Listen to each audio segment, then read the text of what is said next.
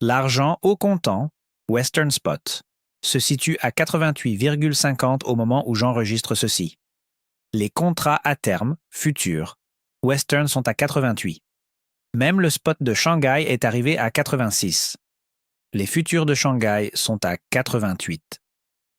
Et ce soir, pour la première fois depuis le nouvel an lunaire, la bourse des contrats à terme de Shanghai rouvre ses portes.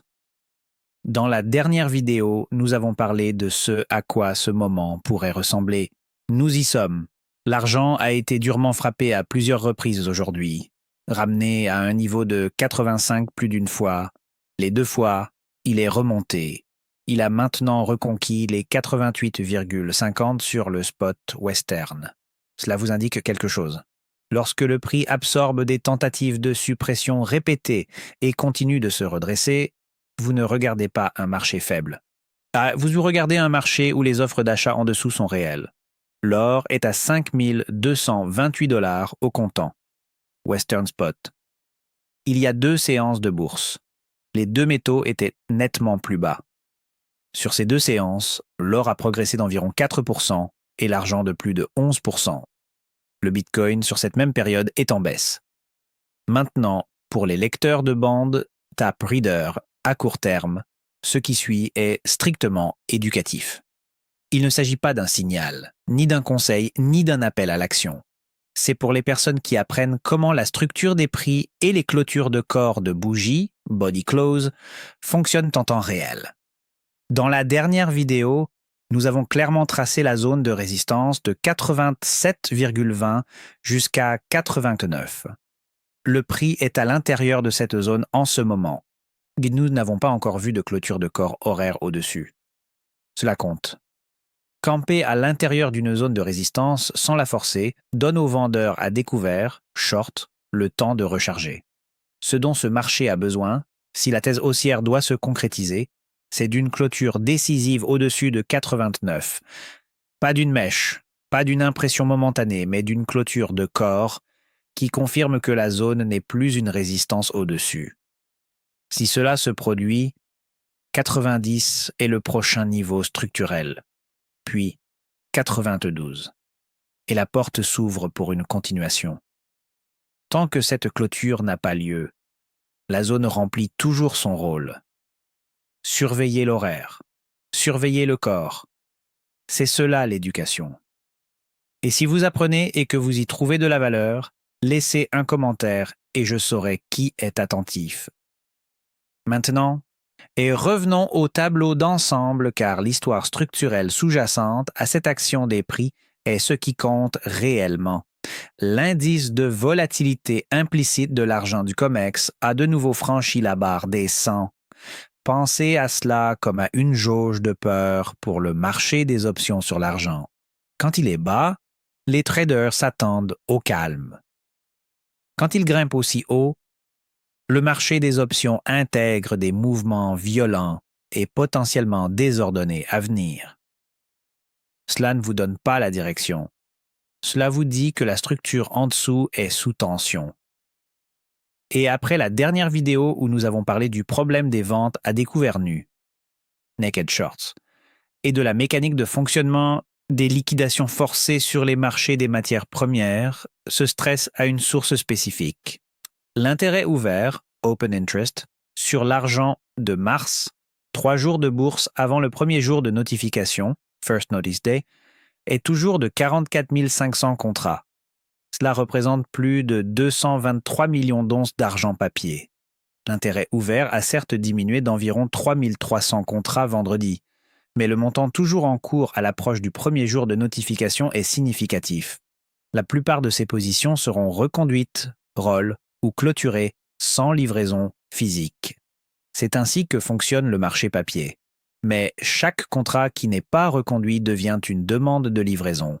Et les livraisons d'argent du COMEX pour février ont déjà atteint 23,5 millions d'onces ce mois-ci. Le pipeline de livraison physique est actif. Et puis, il y a le côté SHFE de cette pression. Nous avons parlé des ventes à découvert nu dans la dernière vidéo. Beyond Shimming est le nom derrière la plus importante. Un milliardaire chinois détenant 450 tonnes métriques a découvert sur le SHFE contre un inventaire total de la bourse d'environ 350 tonnes.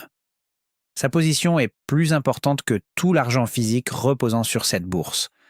Les régulateurs ont gelé sa capacité à ajouter des positions et ont augmenté les marges. Peut-il se couvrir? Edge. En théorie, oui, mais à cette échelle, sans tampon physique et avec des exigences de capital intermarché, la sortie n'est pas propre. La bourse rouvre ce soir. Regardez attentivement. S'ajoutant à cette pression, pour la seule journée de vendredi, 2,25 millions d'onces ont été retirées des entrepôts d'argent du COMEX. CNT, Delaware. HSBC et JP Morgan ont tous enregistré des retraits. L'inventaire total d'argent du COMEX se situe désormais à 364 millions d'onces. Le drainage ne ralentit pas. Le physique quitte le bâtiment. Le pic de production d'argent au niveau mondial remonte à 2016. On ne s'attend pas à revenir à ce niveau avant 2030. Pendant ce temps, la demande industrielle est passée de 47% de la consommation totale à 67%. Solaire, véhicules électriques, centres de données, défense, électronique. L'offre n'a pas suivi. Le marché est en déficit depuis 5 années consécutives. Le prix du papier n'a pas rattrapé cette réalité. C'est le cœur du problème structurel. Mise à jour brève sur le Mexique, car nous avons couvert les bases dans la dernière vidéo. El Oro n'est plus là. Les routes sont bloquées. Les mines s'arrêtent. Les cartels extorquent les cargaisons dans les régions touchées. Le Mexique fournit environ 45 à 50% des importations d'argent des États-Unis. Le risque existe sur le papier.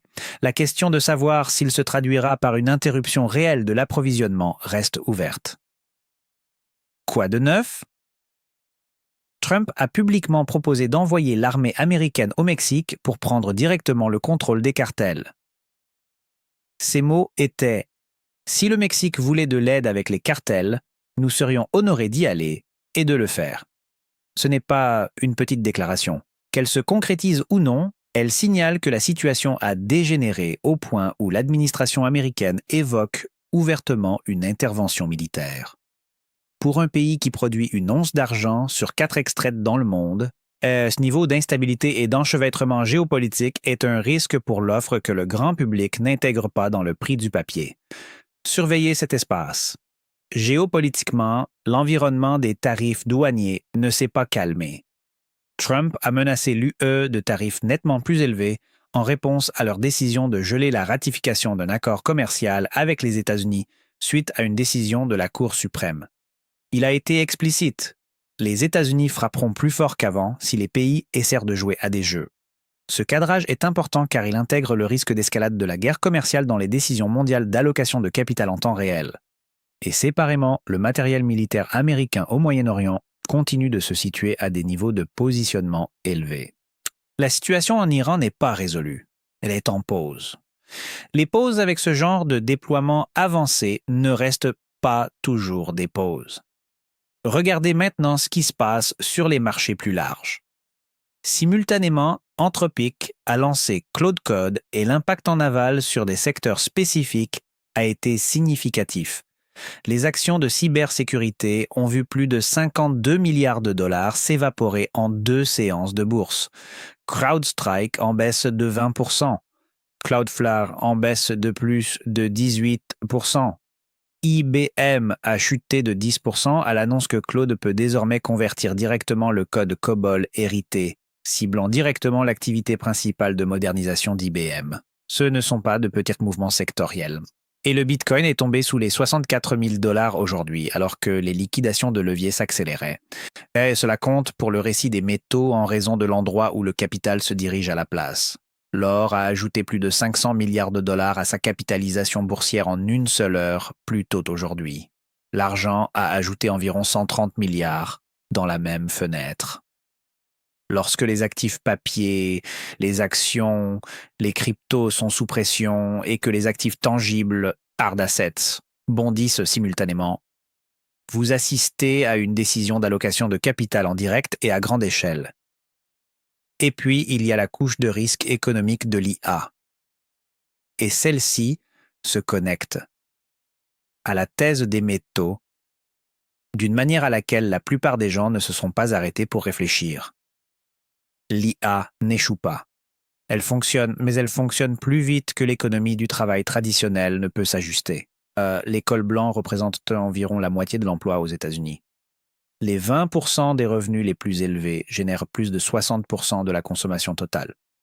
Si les outils d'IA réduisent systématiquement le coût des tâches historiquement effectuées par des travailleurs cognitifs à haut revenu, développement logiciel, analyse de sécurité, modernisation de code, et que ce déplacement se produit plus rapidement que la création de nouveaux rôles à hauts revenus, vous obtenez une contraction basée sur les salaires qui se répercute simultanément sur le logement, le crédit et les revenus gouvernementaux.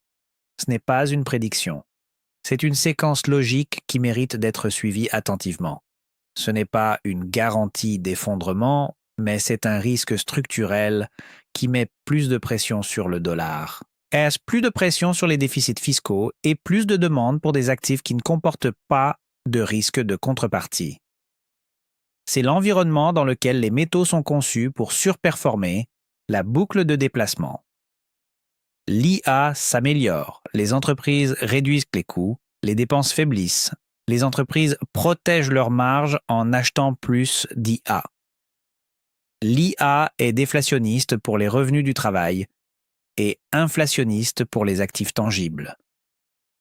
Vous n'avez pas besoin de croire que ce scénario se réalisera pleinement pour reconnaître que les investisseurs intègrent cette possibilité dès maintenant. Les flux de capitaux le disent clairement.